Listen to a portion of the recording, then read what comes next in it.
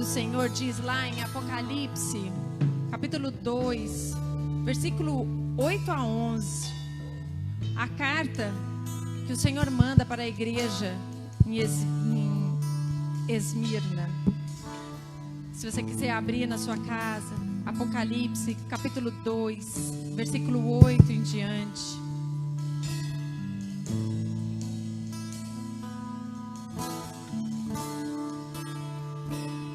Diz assim: e o anjo da igreja em Esmirna escreve: isto diz o primeiro e o último, que foi morto e reviveu. Conheço as tuas obras, a tua tribulação e pobreza, mas tu és rico. E a blasfêmias do que se dizem judeus e não o são, mas são a sinagoga de Satanás. Nada temas das coisas que hás de padecer. Eis que o diabo lançará alguns de vós na prisão, para que sejais tentados, e tereis uma tribulação de 10 dias. Sê fiel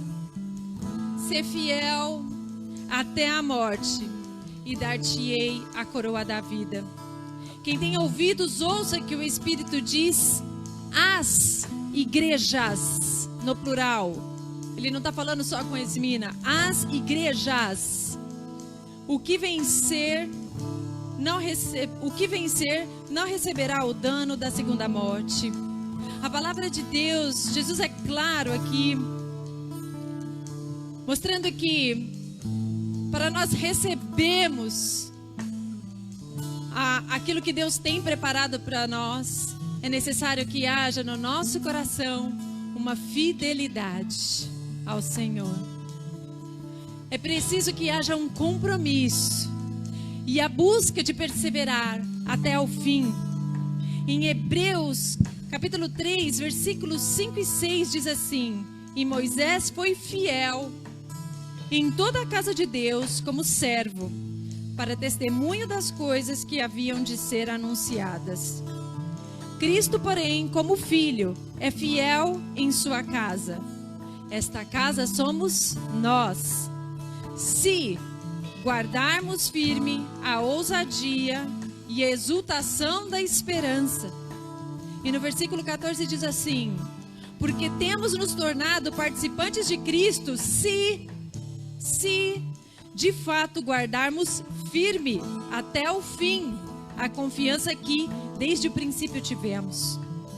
A palavra de Deus é clara que aquilo que Deus tem para nós nos é dado de graça. Mas a palavra também coloca em contrapartida que Deus espera de nós uma fidelidade. Essa fidelidade não significa que você não vai errar, que eu não vou errar, porque Deus já conhece de antemão aquilo que tem dentro de nós. A fidelidade do Senhor está aqui dizendo: se você guardar firme, de uma maneira inabalável, a ousadia e a exultação da esperança. Portanto, dizer que nós estamos sendo fiéis a Deus, dizemos que nós estamos tendo fé em Deus, no meio da circunstância que nós estamos passando, significa que nós não podemos nos abalar. Tem dia que a gente se entristece com uma notícia, tem dia que a gente se abala. Mas nós precisamos nos manter firmes, buscar na palavra de Deus, garimpar, olhar, meditar, orar, falar com Deus, para permanecer firme, porque é isso que Deus espera de nós. Nós somos o sal da terra. Não é possível que aquele que se diz que tem fé em Jesus não consiga ter a alegria e a esperança, apesar dos seus momentos de tristeza e de alguma dificuldade. Mas o Senhor espera que você esteja firme. E estar firme é continuar sendo ousado, não é um estado de passividade. Aí eu estou firme.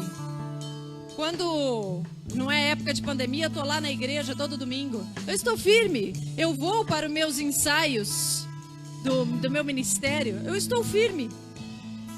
Mas a palavra de Deus diz que estar firme é ser ousado, é ir além daquilo que você já faz rotineiramente. Ser fiel ao Senhor é ser ousado, é ter fé naquilo que você não viu e seguir com aquilo que o Senhor te chamou para fazer, porque se você tem Jesus no seu coração, Deus tem um propósito e um chamado na sua vida para avançar ao reino de Deus. Você precisa ser ousado.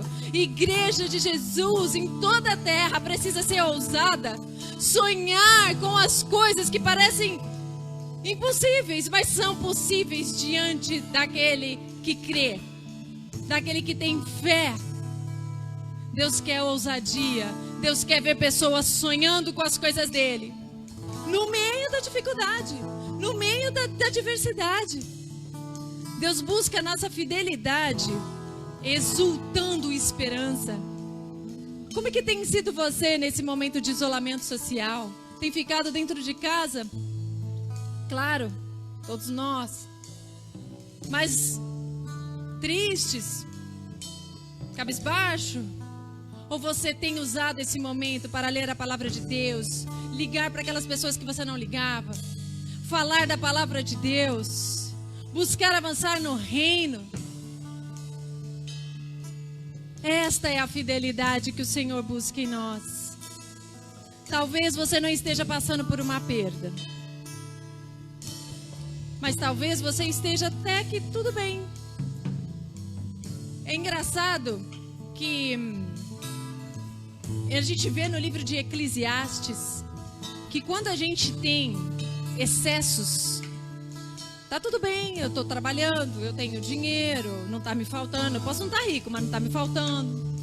As coisas estão bem. Mas às vezes fica tão bem que a gente vai se apoiando nas coisas que tem e a gente perde o sentido da vida porque nós não nos apoiamos mais em Deus. Em Eclesiastes, nós vemos um homem de Deus aqui falando que provou de todas as alegrias, empreendeu, teve tantas coisas, teve tantos bens, viveu do bom e do melhor em excesso e descobriu o quê? O outro lado da perda. Porque quando a gente tem a perda, a gente cai, entristece e sofre. Mas quando a gente tem tudo em excesso, há um outro sofrimento, que as coisas parecem que vão perdendo sentido. Aí a gente vai para a igreja, mas parece que não tem tanto sentido assim. A gente faz o ministério, mas não tem tanto sentido assim.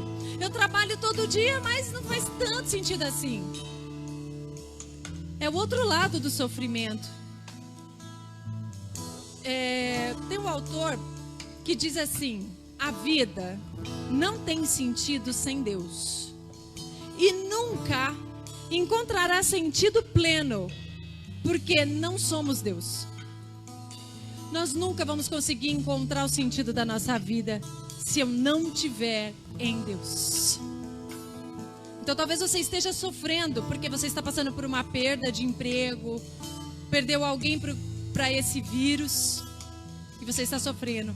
Ou você está sofrendo porque a vida começou a ficar sem sentido. Mas somente em Deus é que você tem um propósito e um valor.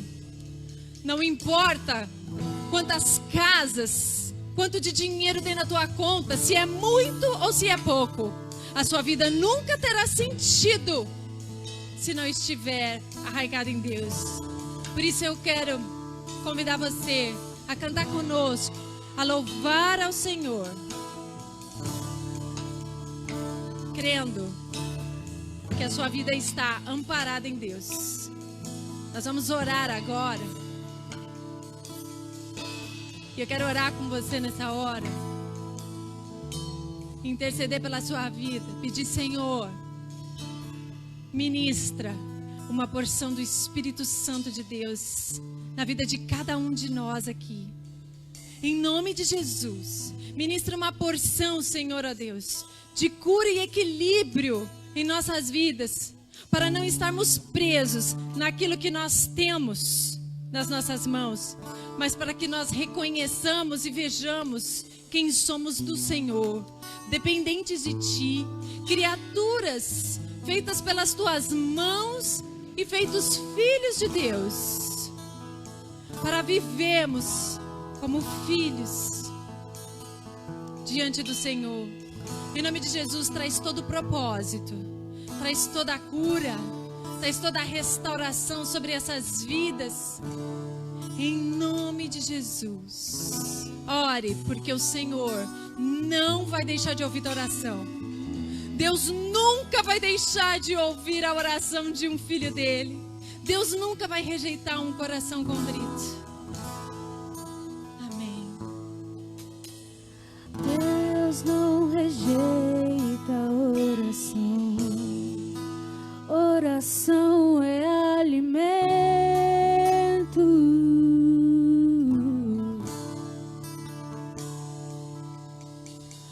Nunca vi um justo sem resposta ou ficar no sofrimento.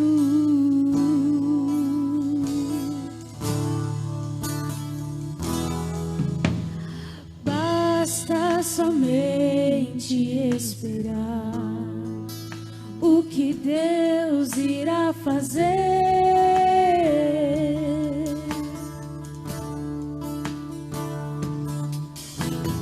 Quando Ele estende suas mãos, é a hora de vencer.